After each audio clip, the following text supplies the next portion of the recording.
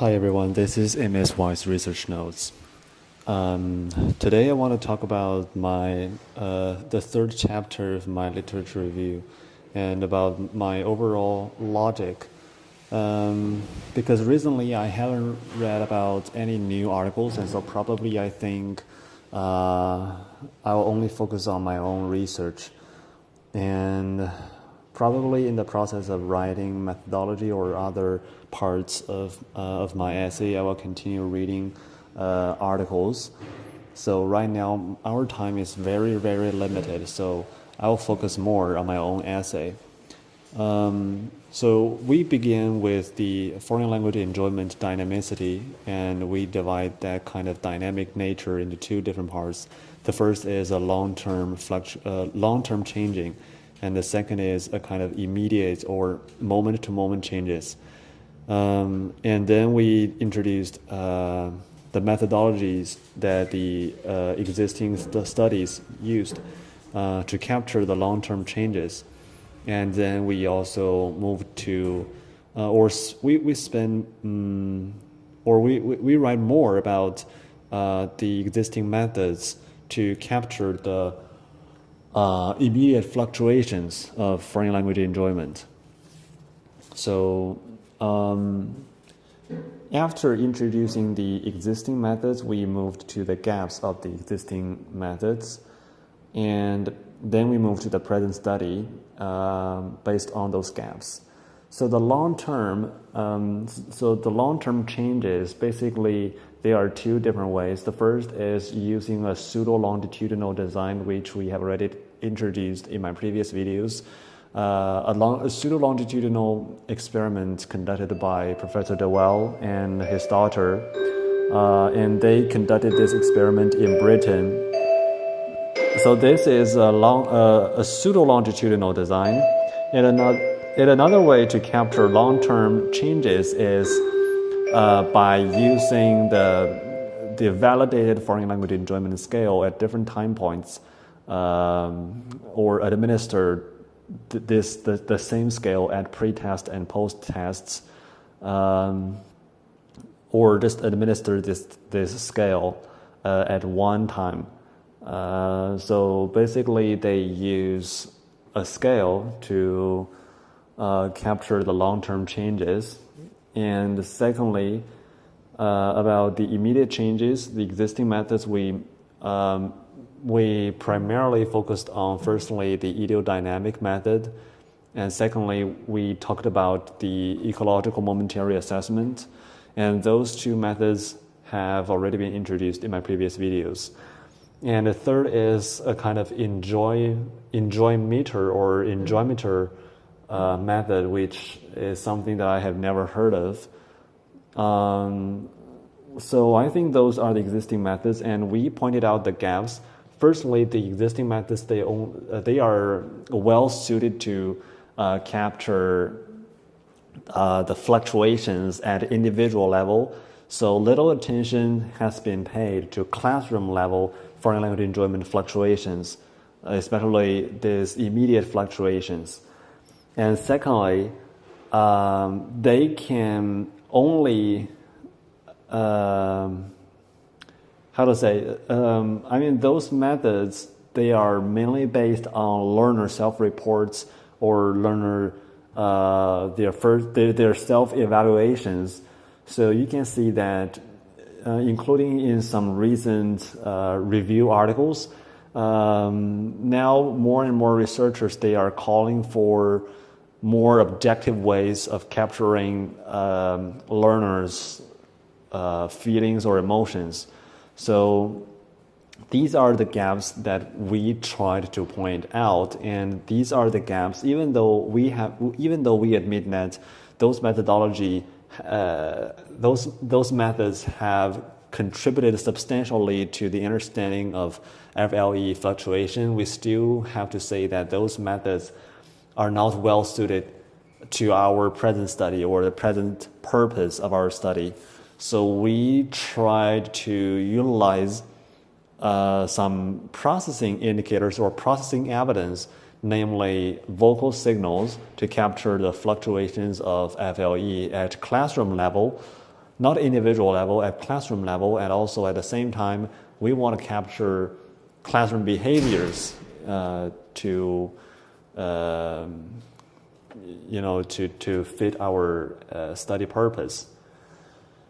So you can see that this is how we, based on the existing gaps, we point out the present study and the methods that we designed in the present study.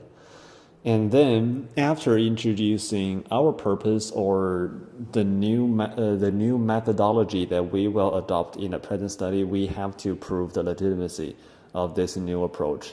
Because currently, I have already seen some articles using audio signals, but I have to say that it's not very common, and I have to prove that this is, even though an uncommon one, it can still be used to accurately reflect students' emotions.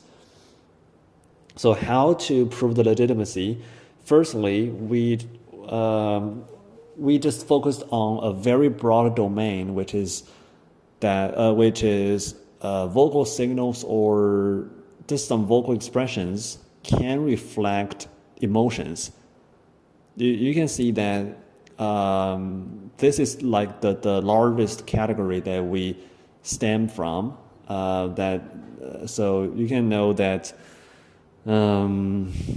now we haven't divided this emotion into positive and negative ones, and also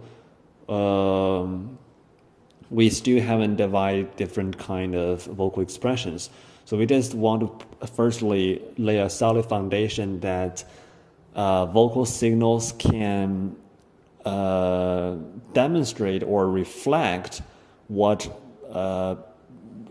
people are feeling or what their emotions are. So this is like our most basic foundation. And moving from this, we move to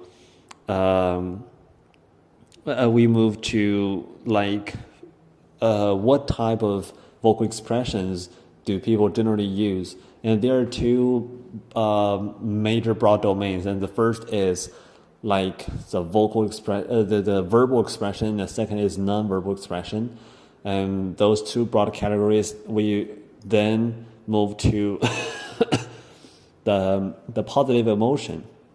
So you can see that initially we say emotions, we say the associations between emotions and expressions. Then we focus on each one of them. Firstly, we focus on expressions. We divide expression into two parts, verbal and non-verbal. And then we move to emotions. We divide emotions into positive and negative. But we didn't include the negative emotions here. We only focus on positive emotions, and we say positive emotions have some expressions, and then we used this kind of sentence pattern to illustrate what is included in the positive emotions. We use such as to show what is included. So this is what we have made here. And moving from this, we then said that in particular for positive emotions, we introduced several different emotions, and then we said positive emotions in a classroom. You can just see that we are moving step by step from the original broad domain to some minor domains. And at last we move to the positive emotions in the classroom. And we want to say that in the classrooms there are different kind of responses or different kind of vocal expressions to reflect students' emotions or their feelings at that time.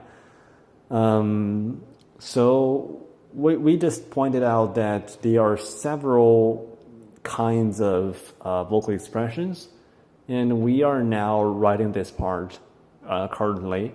And we have already listed the several different vocal expressions as the topic sentence.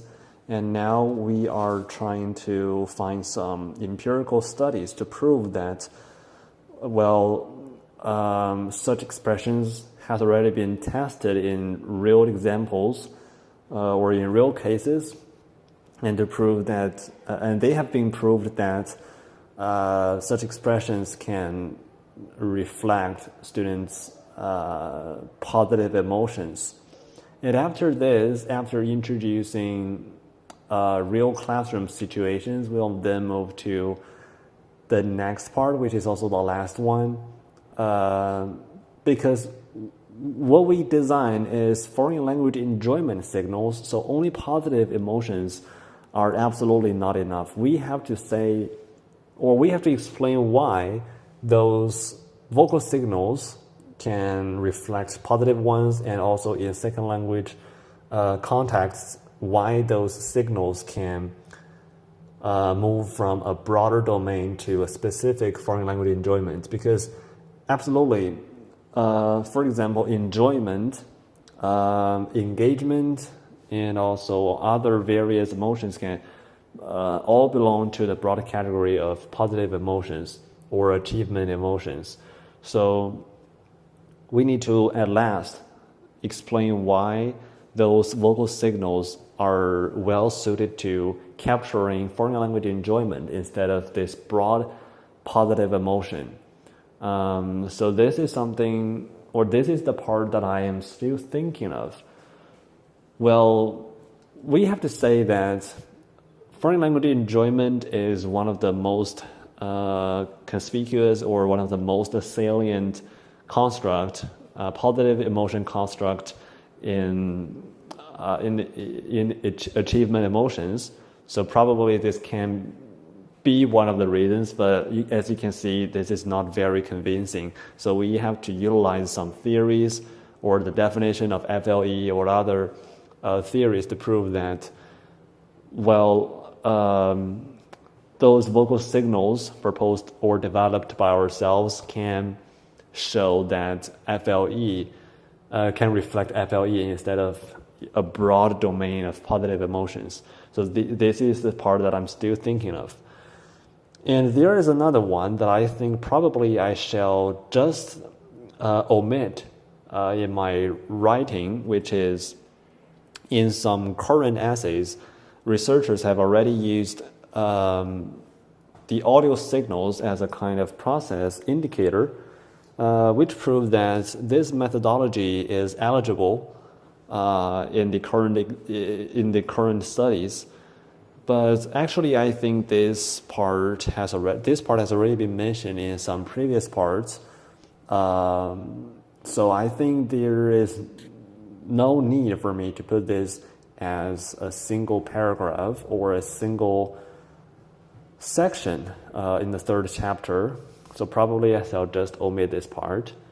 And I think by listing those empirical studies, I can absolutely prove that those vocal signals have already been used as the processing indicators in many real cases studies. Well, so this is the logic or the writing structure of the third chapter of the literature review. So this is how we design, and this is what we're doing right here. And tomorrow I have an appointment with a PhD student. Just like what I've mentioned in previous videos, I have already been formally recruited as the research assistant. So tomorrow I will tell him what I'm doing right now and ask what I can help with them in their academic group. Hopefully everything will go smoothly tomorrow, and I hope just everything goes well. So it's also late at night. It's 10:27, and I wish to take a shower to get ready for tomorrow's appointment and tomorrow's meeting. So this is what we have today, and this is MSY's Research Notes. See you tomorrow. Good night.